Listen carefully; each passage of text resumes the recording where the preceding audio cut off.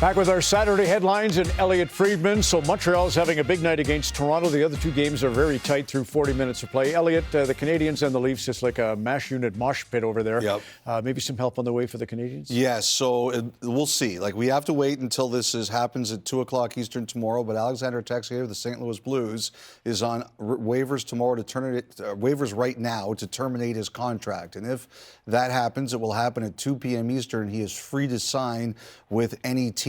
And the word around the league right now, if you ask people about where this is going to end up, the favorite is absolutely the Montreal Canadiens. Again, as we sit here tonight watching this, Ron, he can't do anything. They have to wait until 2 Eastern tomorrow, but all eyes are on Montreal for Texier as an unrestricted free agent. One of the things you and Kyle talked about on 32 Thoughts, the podcast latest installment, is how players don't have to wait around forever if they're not happy with ice time. So you can listen to the podcast for that story. Svechnikov's not a kid, but he was unhappy. Yes, earlier on in the season, so Andrei Svechnikov, great player for the Carolina Hurricanes.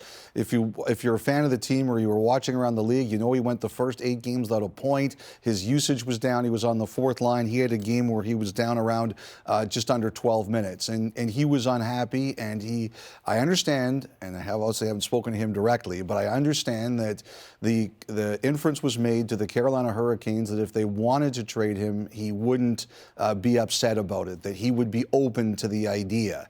Now, I think this got out, and that's kind of how I heard about it today. I think this got out. I heard there were some teams that called the Hurricanes, and they were told, we still consider this a cornerstone player, and this is not something we want to do.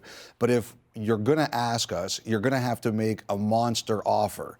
Now, things have cooled down, Ron. He's back on the first line. He's playing with Aho and Jarvis, and who wouldn't want to play with Aho and Jarvis? And his minutes are back up, and he's got 12 points in his last 13 games. So everything has calmed down for now. His usage is back up there.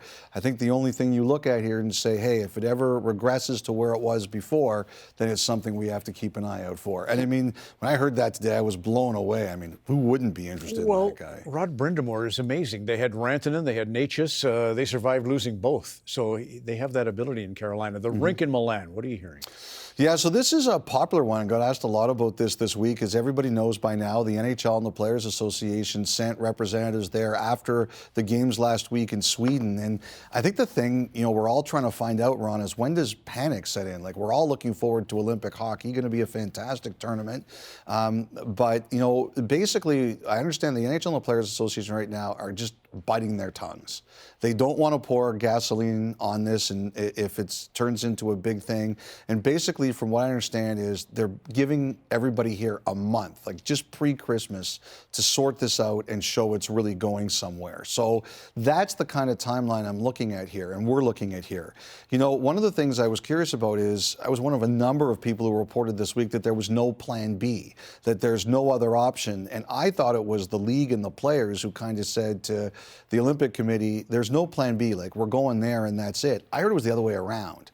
It was the Olympic Committee who said, no, we're getting this built and we're not going anywhere else, because I heard there was some talk about should there be a plan B. But right now, they're giving it a month and they're saying, we're not going to say anything that makes the situation worse. So I was saying 82 days away from Canada, Czechia is their first game. I'll ask about Matthew Schaefer, Noah Dobson, Connor Bedard on the other side of the break. We got to go to that on the other side of the break right now. Thank you for the Saturday headlines, Elliotte.